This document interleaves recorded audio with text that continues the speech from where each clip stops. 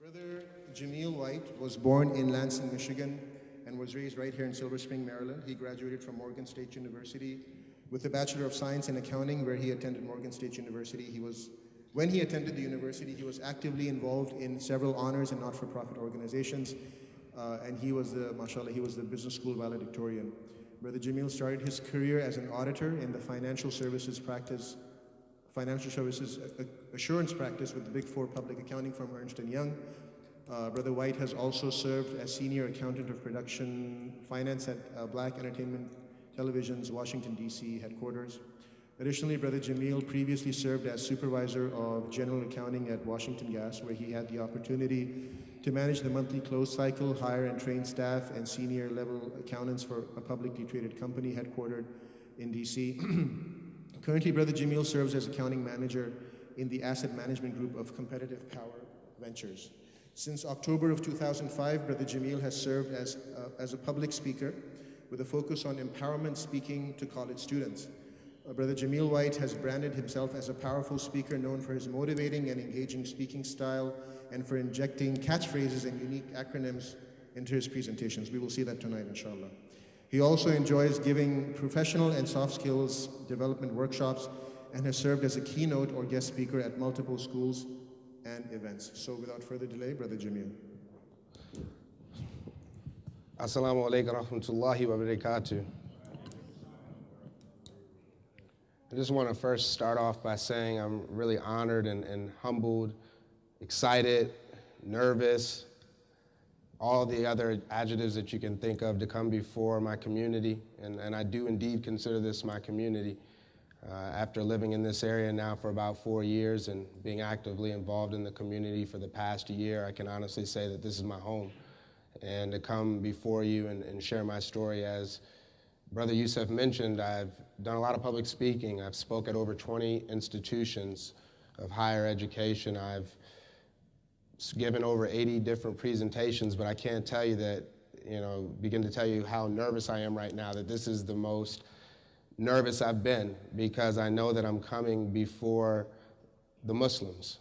I'm not coming here from a secular angle, I'm coming from an Islamic angle, and there's more pressure as it relates to that than anything in life.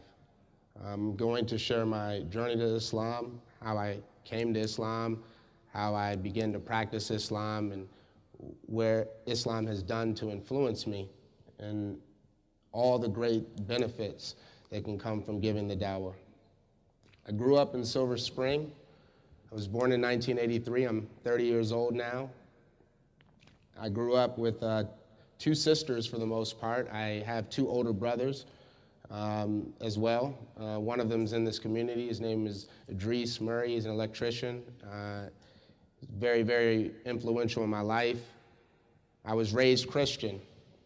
And the reason why I use that terminology, I say I was raised Christian because, as we know, we're all born Muslim, and then sometimes we're taught something else. But I was raised a Christian. And I was actually not just raised a Christian, but I was a devout Christian. The first thing I told my parents I wanted to be when I was asked at 6 years old what I wanted to be, I said I wanted to be a reverend. I liked running my mouth, as a lot of people who are close to me know I like to do. But the ability to reach people, to connect with people spiritually, was always something that resided on my heart, something that I took seriously. So as I got engaged in the Christian dogma as I was coming up, it inspired me to an extent because I liked the camaraderie, I liked worshiping, but I felt something was missing. And quite frankly, those who know me know I'm very pragmatic, I'm very logical, and it quite frankly didn't make any sense to me. I couldn't get my arms around the Trinity, and I don't think anyone ever will be able to because it's false. And that whole incident there made no sense. It climaxed for me when I was 14 years old. I was on a retreat, a youth retreat, and I asked the Reverend at the time, I said, the one thing I'm trying to understand is, if you say that Jesus died for my sins, does that mean I can do whatever I want? I can fornicate, I can kill people, I can hurt people, I can pillage people, and that as long as I believe that Jesus Christ is my Lord and Savior, I'm going to heaven? And the Reverend looked at me and said, yes, Brother White, Yes. And I knew right then and there that there was something strange about that. I knew that when I went to school and I didn't study, I wasn't normally going to come out with an A. Normally, I would come out with something worse than that. And life gives us all kinds of parables and examples that our behaviors, our direct actions, have an influence on our outcome. So I just couldn't get my arms around the total contradiction of being told in the Bible to do good, to live good, but yet none of it mattered, because as long as I believed that a human being died for my sins, that I was okay. So, introduce my brother, Idris.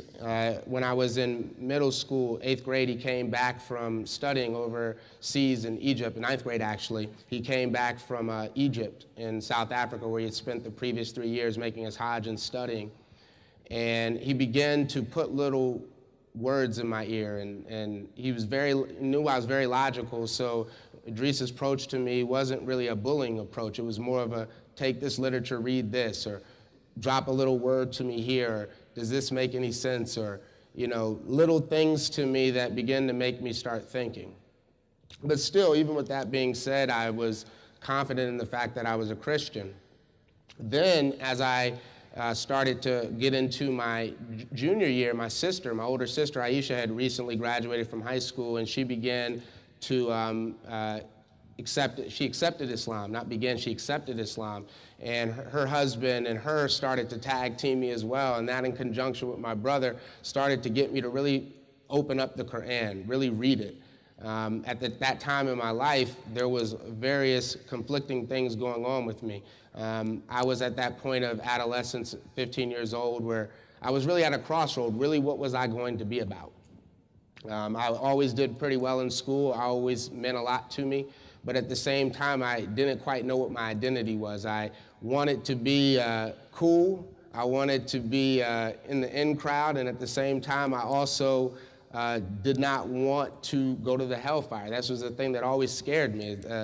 Even reading Revelations as a young Christian, it was always something that scared me, the prospect of going to hell. So as I jostled with trying to find some kind of accountability, I realized that Islam started to make more and more sense to me, that if I did what I was supposed to do, if my good outweighed my bad, and only Allah could weight those scales for me, that I would be admitted into Jannah. That seemed to make sense, that the more good I did, that there would be a good reward for it.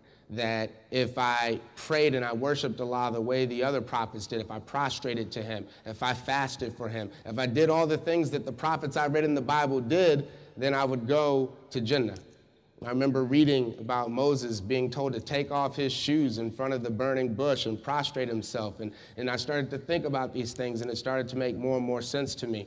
So when I was 16, February, it was a point in my life where, quite frankly, like I said, things were spiraling out of control for me.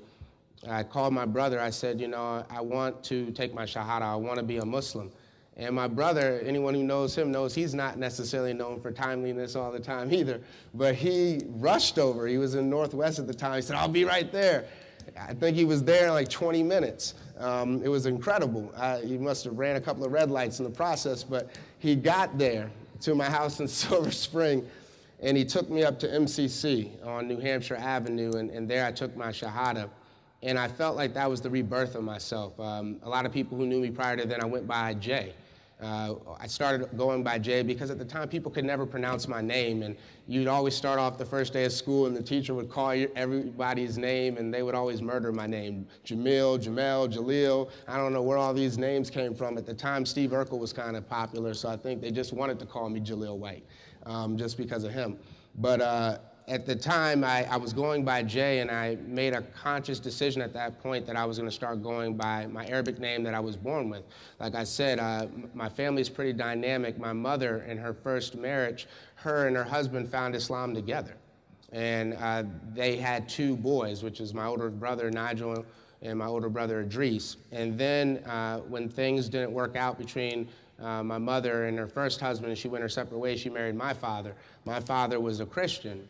And ironically enough, the way my dad tells the story is that they tried to get involved in the Muslim community. They went to a couple of masajid in the Columbia area, but it just kind of fizzled out. And one of the things that I will say is that's always resounded in my life, and I really think this is extremely important as it relates to my parents, is your Islam is as strong as the company you keep. And when you first take Shahada, it's very important to surround yourself with individuals that are practicing Islam. I was what you would call the first couple of years of my Islam, Assalamu alaikum Muslim, more style than substance. I loved to wear kufis, I loved to wear kafayas, I loved to give salams, and that was about the extent of it. That was about the extent of it. But why was that? Why was that? Well, at the age of 16 and being in a predominantly Christian institution, I didn't have fundamentally a support base. I didn't have anybody I could turn to. There was no Juma at my school. There was no kind of a foundation. So as a result, I strayed a lot in my earlier years of Islam, even though it was in my heart. It wasn't until I got into college and I joined the MSA that I started to get a foundation around me, a support system.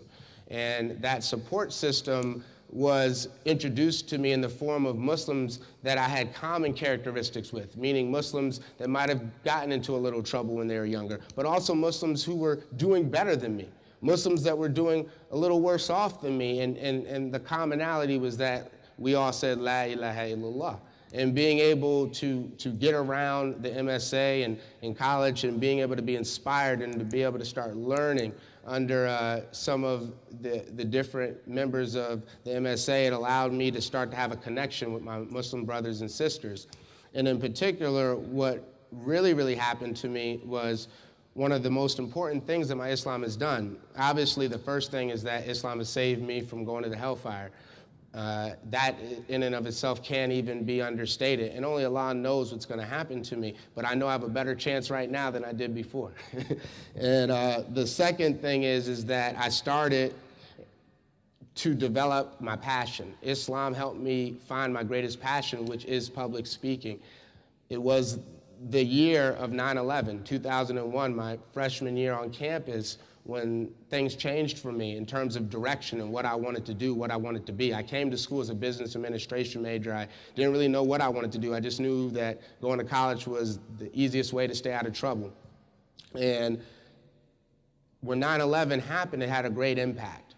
We noticed that there were Muslims that, were not African American, even though Morgan State University is a historically black college and university. There were people of Arab descent, there were people of African descent, and what you noticed was a climate change. People started, especially the African Americans, the ones I would say the Christian zealots, really started to mean mug and do all kinds of things to try to intimidate the Muslims on campus.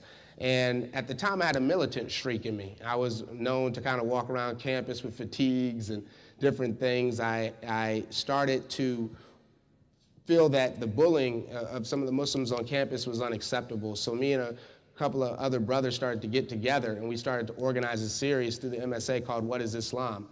And I used to speak, the segment I used to talk about was, is Jesus God? And talking to that, it was a very influential book that I got, and actually have the name of it in case anybody's interested in reading it, but it's called Is Jesus God? The Bible Says No. And that particular book was a book that had a profound impact on me, and I started to read from it and teach from it, and we started to get large crowds at our What is Islam events. We used to even have some of the Christian groups come to debate us there. And one of the things that was great was that it was a debate, a particular debate where a reverend actually came.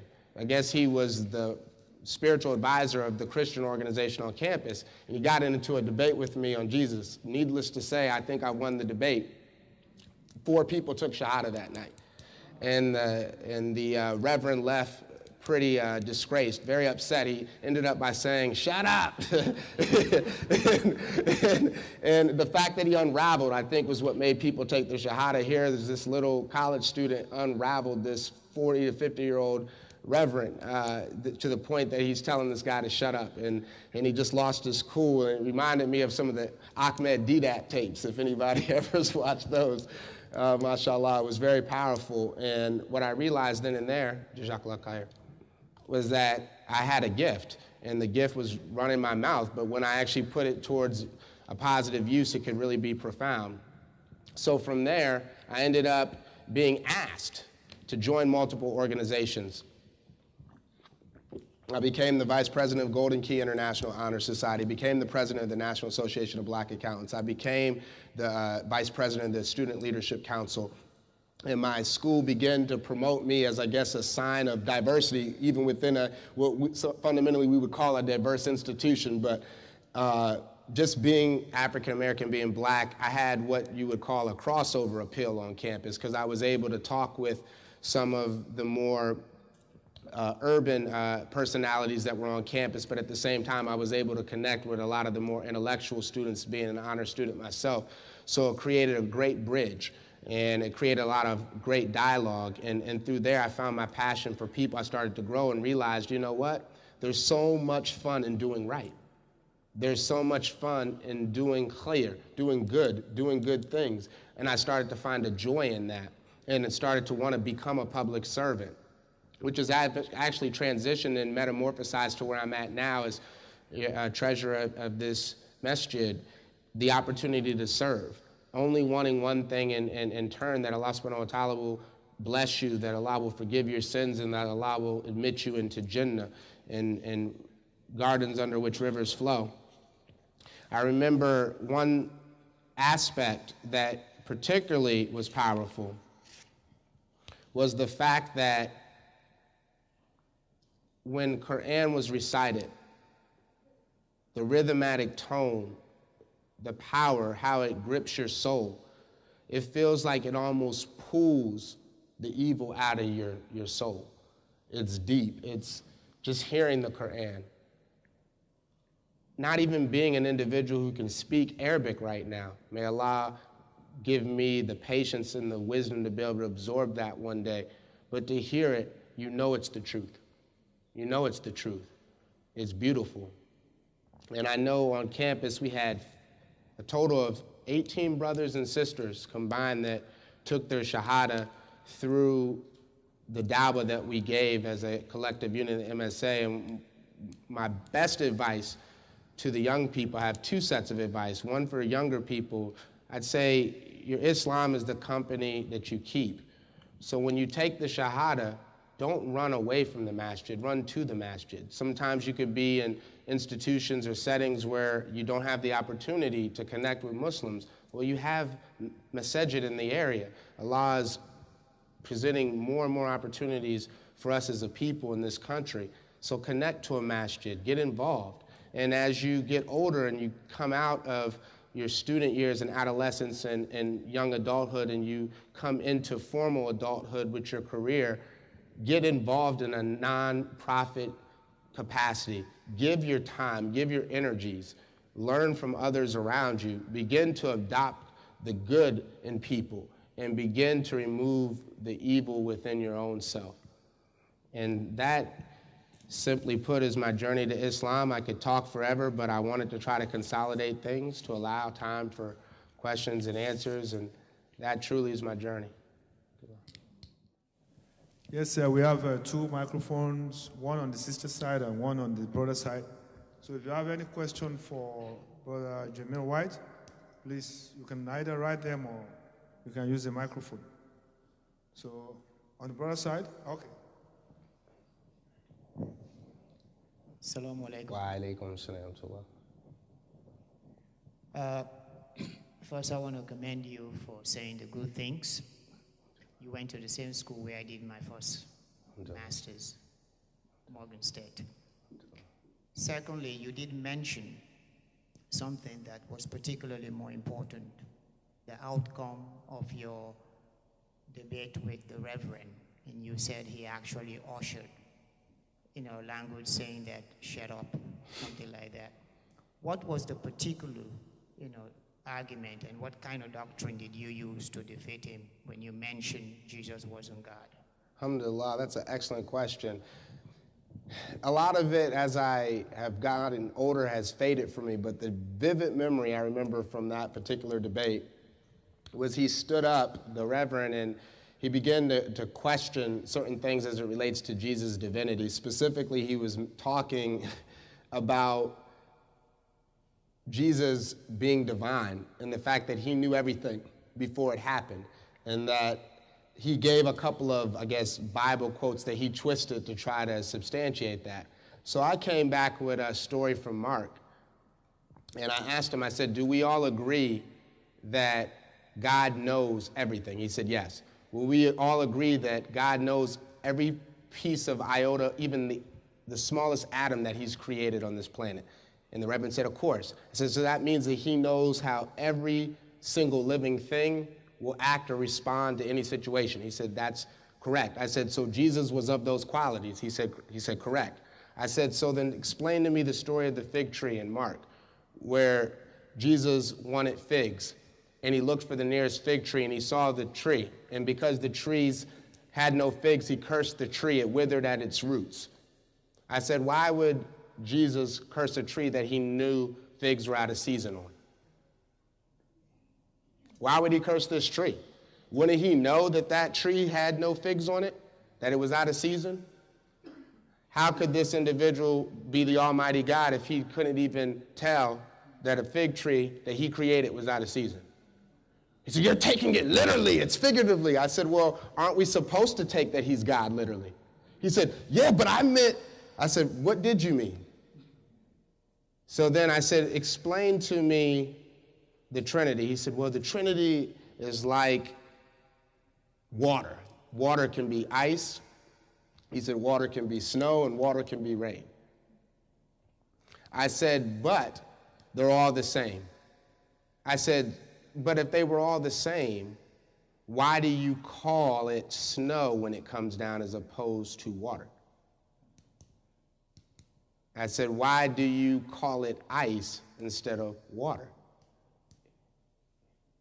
He said, well, that's because it's in a different state. I said, but you said that it's all the same thing. I said, how could one thing be three at the same time? I said, it's a paradigm that can't be answered because it's either one or three. I said, in mathematics, the absolute value of a thing is its quantity. Three can't be one and one can't be three. I said, if they're both the same, then math, let's take our textbooks, everybody, and collectively throw them out the window. And then the whole crowd stood up like, yeah. So, mashallah, it was a good experience.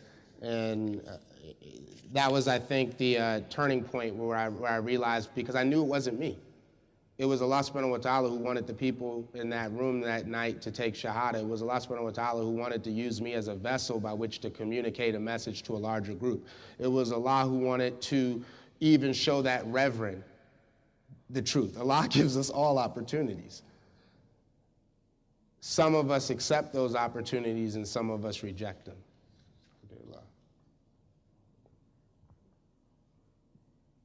Do we have any question from the sister side? Before we move to the brothers. Do we have any question from the sister side? Going 1, 2, 3. Okay, we have a brother who wants to ask. I said yes. Yeah, okay.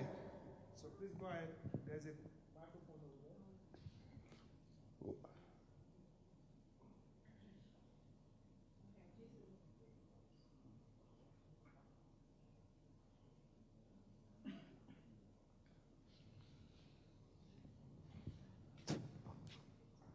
Assalamu alaikum. Wa alaikum salam. Brother Jamil, how did your family respond when you took your shahada? That's an excellent question. It was, like I expressed earlier. Before you start, I'd like to say that I remember when I took my shahada, it was the day that my mother was baptized. The exact same day I came home and embraced her, and she embraced me, and she said, I just was baptized, and I said, subhanallah, I just became Muslim. So, you know, wow. And honestly, it took a long time for them to accept me, that I would not revert back to my old ways. So alhamdulillah that I continued. But how was your family's response? I'm sorry. It's funny you say that. It was a rocky experience. I remember my mother thinking it was all part of this whole rebellion, that I just wanted to show that I wasn't going to do what they said and I wasn't going to go to the church and yada, yada, yada. But I remember my father being very upset and angry about it. I remember getting into arguments with him, and I remember one particular situation that obviously if I knew what I knew now, I wouldn't have done. I remember him forcing me to come to church a couple of weeks afterwards. And I just remember feeling so weird and strange inside and feeling like, oh my gosh, what if I were to die right here? Like, would I die as a Muslim? Would I die as a Christian? Like, what would happen? And just being so paranoid and feeling weird and just hearing all the bands. I just remember everything being blacking out and just looked like everything was spinning and just music, and it was just a out-of-body type of experience. But I remember what impressed my parents the most was as they started to see things about me change. That was the key right there. It's the application of Islam. And I remember my 10th grade year, my father telling me I'd just come home for a break, and him sitting down and talking with me, and he said, this Islam thing, he said, I wasn't fully accepting it at first, but I've seen a change in you. I've seen a change in what you represent and what you're doing. And if Islam makes you a better person, I'm all for it. And I remember that connection there, and to the point now that, I know my parents, they're very proud of Islam. They're finally at a point where they don't even expect me or think they're going to get any type of a Christmas gift from me or any type of a birthday gift. They're at that point now, alhamdulillah. I don't think it was always like that in the beginning. I remember mom getting upset the first year I didn't give her a Christmas gift. I said, I told you I was Muslim. So I just remember that. But honestly, they've been very, very positive, and I think the one thing that the void is missing is for my mom to take Shahada again. Like, that would really mean a lot. And I want my father to as well, but it's something about the fact that my mom, to me, left Islam. Like, that is so serious. That's just so crazy. Like, that's just unheard of. And I think honestly, I think some of the things in her life, and I look at it and I say, well, why has this happened to my mom? And I directly tie it to Islam, to be honest with you. And that's obviously personal thoughts of how I feel, but I continue to make dua that one day it'll open my mom's heart. She, a lot of times, will talk to me about Islam, about what the Prophet ﷺ said and this or that. And the fact that she's still quoting Islam, like, 30 years later, it kind of shows the kind of impact it made on her. And I'm just hoping, I hope everyone here makes dua for my mother and my father that they come back to Islam. We have a question. Sister, please, we have a brother who wants to ask a question. And then Brother Amadou in the Assalamu back. alaikum, Brother Jamil. Wa alaikum salam to Allah. There's a saying that, like for Arabic speakers, they will say the native Arabs, the Arabic language flows in their blood. So they don't need to study it, Yeah. And for some of us who are born as Muslims, we really don't. It's nice that we have this kind of seminars, this kind of events to really appreciate how far you brothers like you and sisters who took their Shahada have come, And so my question is, what initial challenges did you face, after you've taken your Shahada? Yeah, well, I appreciate you asking. Some of the immediate challenges, because I was 16 at the time, I was a junior in high school at John F. Kennedy High School in Silver Spring, Maryland, there was three things in particular. It was getting my friends to accept the fact I was a Muslim. Even my friends questioned my intentions. They wondered if I was just going rogue. I think was the word that people used to say, man, he's gone rogue.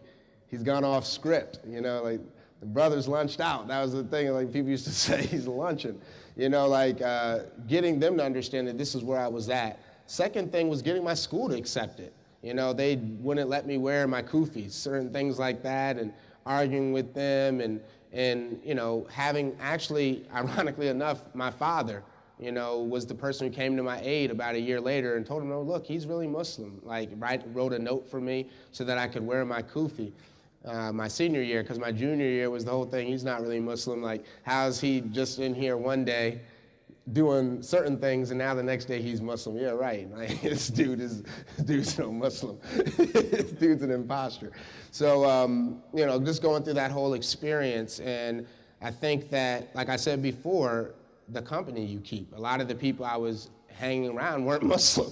So it was really no reason for anybody to believe that anything had changed, that I come in saying I'm a Muslim, but I'm still hanging around the same people. So I know that was the initial challenge. And then just trying to find room to pray. You know, being in a public school and, you know, it wasn't really a strong Islamic presence on campus. You know, you couldn't pray anywhere. You know, my parents weren't going to sign a note for me to make Jumu'ah. So like I said, it was hard to find that connection. That was the biggest challenge. And coming from a Christian background, you know, what I've noticed is that a lot of Muslims, I used to say like things like when I first started, there's not a lot of brotherhood, like brothers aren't coming and they're not encouraging, they're not welcoming. You give someone the salams, assalamu alaikum. Like not a lot of salams, and people aren't returning the salams, people aren't praying foot to foot. I'm getting caught up in all these types of things. But I know that Islam is your personal relationship with Allah subhanahu wa ta'ala. And it has nothing to do with the showmanship. And coming from the Christian background, it was about the showmanship, coming in your nicest outfit, standing up and waving your hands in the air, like, you know, wanting to be seen, you know, that type of environment.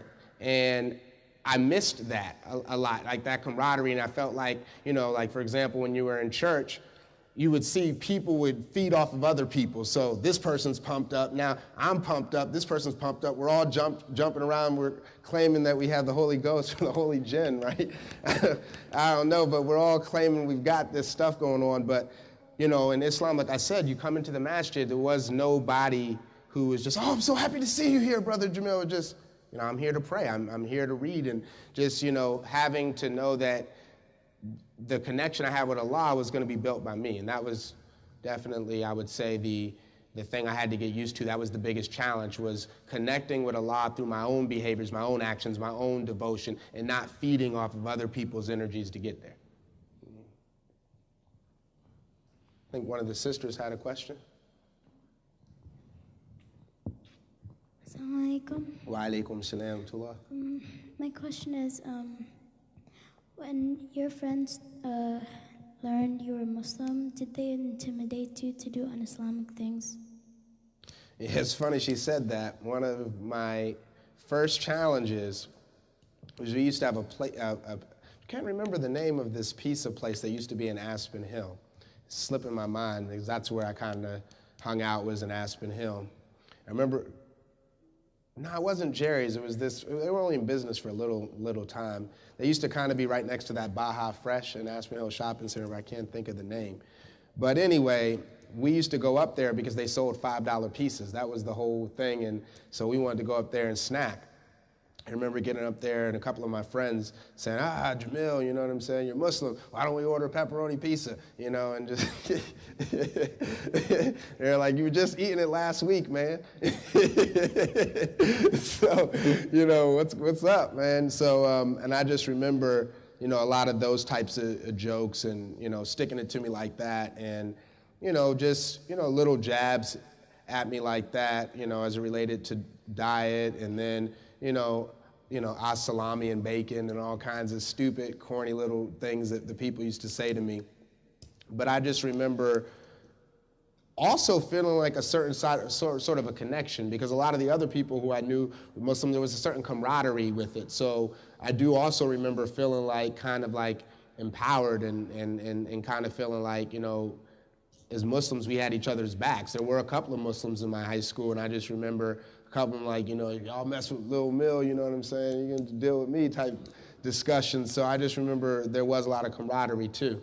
So, you know, that, you know, just a lot of the types of teasing elements. But to be honest with you, it really wasn't that bad. It was more or less me trying to convince myself of the direction I needed to go, because I knew what I needed to be doing. I just wasn't doing it. So as I got older, being around people who were doing the right thing, that was mostly it for me.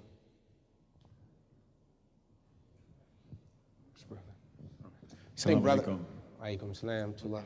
I think we had an identical field, because I went to John F. Kennedy High School in Bronx, New York, and I'm 9 years older than you. Alhamdulillah. And one thing I wanted to know, who was your the people who really inspired you in Islam, and who did you really study as far as African Americans are concerned in Islam? There was two people in particular. I would call it like the phase of coming into Islam, and then I would say once I became Muslim, what was the individual that helped me go to the next level in terms of with my deen, to start praying, to start fasting, because I didn't fast for the first time until 2002, the fall of 2002, my sophomore year. So the first, what was that, 6 years I was, 19, because it was my sophomore year. So the first 3 years of my Islam, three and a half years, I wasn't really doing a lot of the things I needed to be doing. So the first part was, I'd say, Idris, my older brother. I really, really looked up to him, and I still do. I consult him a lot for a lot of advice, and he was always what you want from a big brother. Wise, tough, protect you, tell you what's right, but at the same time, get on you too. And make sure that you're doing things the right way, having proper adab, and I just always looked up to him, and I always, I liked the fact that he was cool, but at the same time, he was Muslim. And him and his, just working with me and talking with me, and a lot of my first real serious Muslim friends I met through my brother. They were my brother's friends. So just being around older Muslims helped me to get even a more mature mindset, and how I moved about and how I carried myself. So that would be one thing. When I became Muslim, some people might have heard of him, Imam, I think he's in the Philadelphia area right now, could be in the Jersey area, but his name was Talib Abdullah. He taught Arabic at Morgan State University at the time when I first came into Morgan State. And his story was kind of funny because he ended up getting dismissed because the students complained. They said he was making too much salat. He would just stop the class in the middle and say, all right, it's time to make salat. Then he would let people like me, who weren't even in the class, take the class.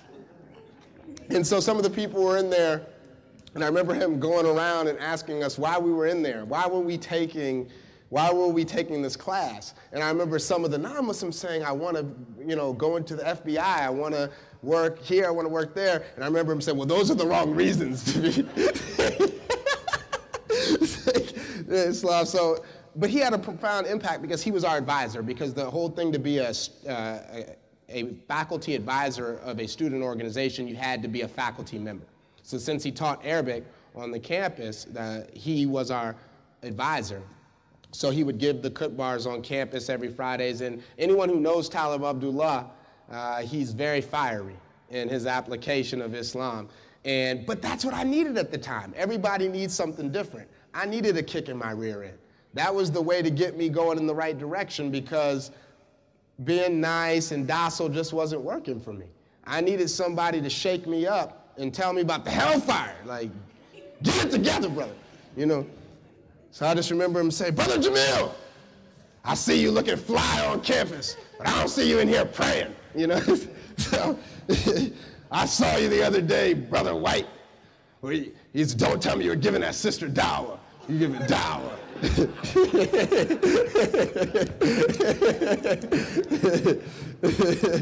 So I just remember that, and I remember him, just being really, really influential and teaching me a lot. A lot of the books and the learnings and how I was able to elevate my understanding was through him and learning under him. And, Allah sends you different people at different stages in your life. And I have a fondness in my heart for that brother. Obviously, as I've grown, I've adapted. In those years, I was more under the Salafi madhab, and in terms of how and where I derive my teachings and my practices. And as I've gotten older, I've learned to try to understand and accept Muslims, because we all say La ilaha illallah, and to allow Allah subhanahu wa ta'ala to be the judge of where people's adabs are and where their etiquettes are and where their hearts are, because I can't judge them. I have too much to worry about with myself. So alhamdulillah, that's adapted my understanding, but those would be the two individuals. Wa alaikum salam. I was wondering if people asked you questions about, like, non-Muslims would come up to you and say, why do you wear a kufi, or why do you walk around with your Quran, or what, do you believe Jesus is God? And I would, boy asked me, he was irritating me, asking me if I didn't believe, he said, do you believe Jesus is God? And I said, no, and he kept questioning me. So I was just wondering if anybody ever asked you about it. Alhamdulillah, sis, and that's my little niece right there for some who are wondering. But yes, Khalila, when I was, I think that at the end of the day, I got a lot of questions about the whole Jesus thing, but that was my favorite topic. You know, I know that as a Muslim, that's what I needed as a Christian to take my Shahada. I had to reconcile the Jesus thing. Like, I could not move forward and accept this deen until I could get my arms around Jesus Christ and where he, and how Allah, not how I perceived him, how Allah perceived him, and understanding him. And reading the Quran, in particular, Surah Imran, starts at ayat 45, where it starts to talk about Mary and Allah subhanahu wa ta'ala is allowing Jesus to be confirmed through an immaculate conception. And these things, it started to link things together for me. It started to make sense, knowing that it wasn't Jesus that was crucified, but somebody with his likeness. And these stories, and so I always loved to talk to the Christians about Jesus Christ, because I felt like in a lot of situations I knew the Bible better than them. And I also had the added advantage of understanding the Haqq. And having that brought to me as it relates to Jesus. Not saying I ever understood all aspects of Islam, but understanding and having a grounding in the whole aspect of Jesus. So I definitely think that for you, Sister Khalila, part of the problem is you don't understand the Christian's thought process behind Jesus. You read a little bit about it in the Quran, but unless you've been Christian, and those out there who've taken the Shahada understand what I'm saying, until you've been a Christian, you don't understand the love that the Christians have for Jesus Christ. And the fact of the matter is not only do we love him more than they do. We honor him more because we do what he commanded us to do. So there's, one of the ways I would recommend, Khalila, when you're talking with, some of your Christian counterparts in school, is to embrace the thing about Jesus. We don't dislike Jesus. We're not upset with Jesus. Jesus alayhi salam was one of the 5 great prophets of Islam that the Prophet Muhammad sallallahu alaihi wasallam revealed to us. So we love Jesus Christ. And may Allah subhanahu wa ta'ala have, bless him and all his followers and teachings, right at his disciples, his Hawa. We love Jesus Christ. So I just think that embracing that, challenging the Christians to worship him the right way is really the dialogue there, because there's so many different quotes that Jesus says, "Why hast thou callest me good? There's none good but one above." Jesus says all these things, and the Christians turn him into saying he was God. He never said that. And you're never going to find any place in the New Testament, even as they continue to change the New Testament every year when they come together as a congregation and agree to change it. Even as they continue to elect themselves as saints and do different things, there's nowhere in the Bible where Jesus says, "I am God." He doesn't say that. So that's something that they say. Alhamdulillah. Brother Amadou. Assalamu alaikum warahmatullahi. Quick question for you, since the time is already past. The only question that I have, because I actually remember when my parents first put me in a Catholic school, this is when I became when I graduated high school, they sent me to a Catholic school. I didn't get the point. But the thing is, they wanted me to see both sides of what the religion was. And since you were already inside of the religion itself, did you ever find time to go back and then tell them about your religion? That is the church that you came from. Did you ever went back and visit back and try to talk to the priest, pastor, whoever it was? I'm really happy you said that. I did. It's funny. I have a good friend, I know that we're not supposed to say the Muslims in terms of friends, but I grew up with a man that I'm still close with now. And I keep hoping that he'll take his Shahada, a good friend named Jason. He lives in Atlanta now, but he encouraged me to come back to the church, and there was actually a workshop that was going on, and they wanted me to give a professional development workshop for the youth. But still, there were the same people that I remember being in the church when I was there, and I came back. And it was funny because I think they thought that they were going to give me Christian Dawa. But little did they know it wasn't going to work that way. So I came there and I started to, I gave my presentation. And afterwards, they asked me what was it, that made me want to leave. And I began to kind of open up and talk to them. And they could see where I was at. And I think at that point, they started to say, it's getting kind of late, and wanted to try to usher me out of the church, because I started seeing a lot of the younger people's ears perking up. And, they were kind of in there texting on their phones. They put their phones down. They started perking up. They started listening. They wanted to hear more. And so that was my one return to the church. But I just remember it being eventful. And the Reverend still wasn't there. He had already left, but it was still some people that were there that remembered me. But I remember them being grateful that I came, and tried to give back to the community there. And that was my experience, alhamdulillah. Is there time for one more, or is that it, Brother Taib? Or? Yep. I don't see Imam here, so I don't know. Okay, maybe we should go on while I go and check with Imam. Okay? So if you have any question from any sister. Sorry, I didn't see. So the Imam is here. Assalamu alaikum. Wa alaikum salam. Given the timing with the upstart of the MSA on college, did you meet any obstacles, and how tough was it for you? Well, yeah, the MSA was just beautiful. Like, I have a really good friend named Sadiq, and he was the one who encouraged me to join the MSA. You know, a lot of good things came out of that MSA. MashaAllah, I met my son's mother in the MSA, you know, my first wife. So like I said, a lot of good things came out of the MSA. But what I would say is this, one of the particular things that like I said, I remember was being appointed the head of the Dawa committee on the MSA. And I remember a lot of the Muslims, in particular the sisters, were afraid that there was one particular incident on campus where a sister had her scarf pulled off by a group of guys, and it was just a lot of crazy stuff happening after 9/11. And I remember us as men coming together on the MSA and providing like guards for the sisters. We would come to their dorms and walk them to class, and just that camaraderie right there over 9/11.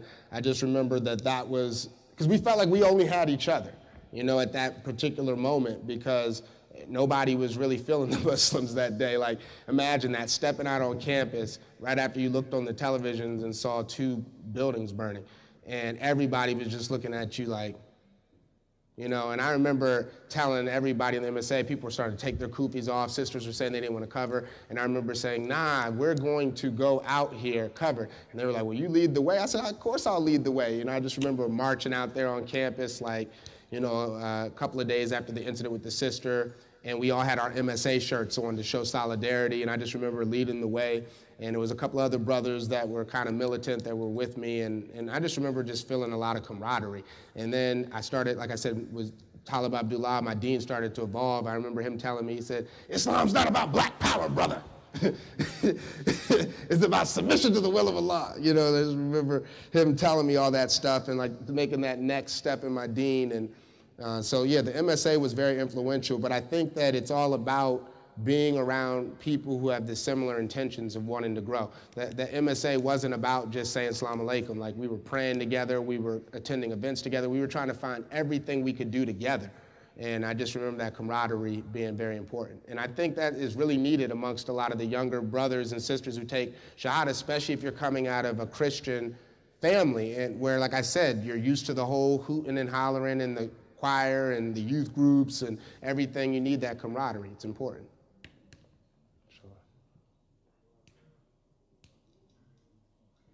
Okay, Jazakumullah khairan. I want to thank Brother Jamil White for taking time to come and share his story with us. And I want to thank everybody for showing up also. As we all know, Brother Jamil is the treasurer of this community.